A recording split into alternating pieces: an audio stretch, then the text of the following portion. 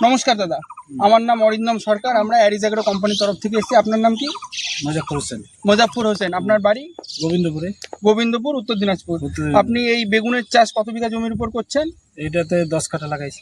10 কাঠা বেগুনের উপর। কিন্তু এই বেগুনের চাষে আমরা যে কারণে আসলাম আজকে, এটা অদ্ভুত হলো, এই দাদা হচ্ছে কিন্তু মালচিং শিট ইউজ করছে। আমি দেখাতে বলবো কিভাবে মালচিং শিট ইউজ করেছে।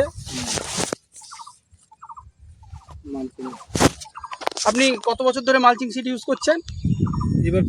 এইবার প্রথম দাদা মালচিং শিট ইউজ করেছে। আমরা ফার্মার্স মিটিংয়ে বলেছিলাম, বলতে থাকি আমরা কন্টিনিউয়াসলি মালচিং শিট ইউজ করার জন্য। দাদা মালচিং শিট ইউজ করেছে। আমি শুনবো যে মালচিং শিট ইউজ করে দাদা কি কি বেনিফিট হয়েছে। কি কি বেনিফিট হয়েছে দাদা? মালচিংয়ে গাছ ভালো থাকে, গাছ ভালো থাকছে, গাছের গ্রোথ বাড়ে, গাছের লংজিভিটি বহুদিন থাকে। আর যেটা মেন যেটা দাদা সুবিধা হচ্ছে সেটা হচ্ছে ঘাসের কম হচ্ছে, যেটা জঙ্গল উঠছে না। এতে কি হচ্ছে, এতে ফার্মারের হার্বিসাইডের খরচা বাড়ছে, ফার্মারের যে একটা লেবারের খরচা, ঘাস নিরানোর খরচা, ওই খরচাটা টোটাল কমে যাচ্ছে। আর জমিতে আনওয়ান্টেড প্ল্যান্ট অথবা ঘাস না থাকায় পোকার উপদ্রব কিন্তু অনেক কম হয়।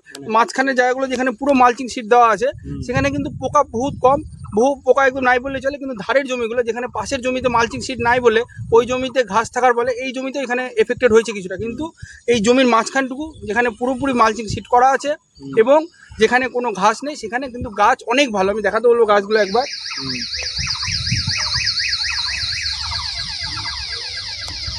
একদম সবুজ সতেজ হেলদি প্ল্যান্ট যাকে বলে।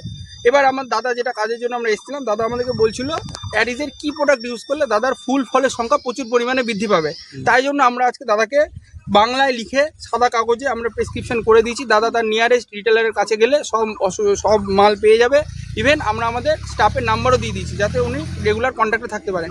তারপরেও আমরা দাদাকে আজকে প্রেসক্রাইব করেছি অ্যারিজ টোটাল, যার ভিতরে সকল রকম গাছের খাবার দেওয়া আছে, এবং মোবিন। এই দুটো ইউজ করলে গাছের ফুল ফলের সংখ্যা প্রচুর বৃদ্ধি পাবে, গাছের ফলের কোয়ালিটি অনেক বেটার হবে। আমি দাদাকে বলবো এবার ইউজ করে আমাদেরকে আবার ফিডব্যাক দিবে 15 দিন পরে।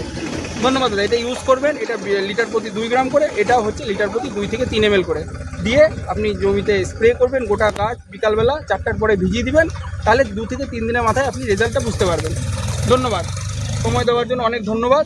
আর আমি বলবো দাদা আপনি একবার বলে দিন সব ফার্মাররা যাতে মালচিং শিট ইউজ করে। সব ফার্মাররা যেন মাল্টি শিট ইউজ করবেন, আপনারা খুব ভালো হবে।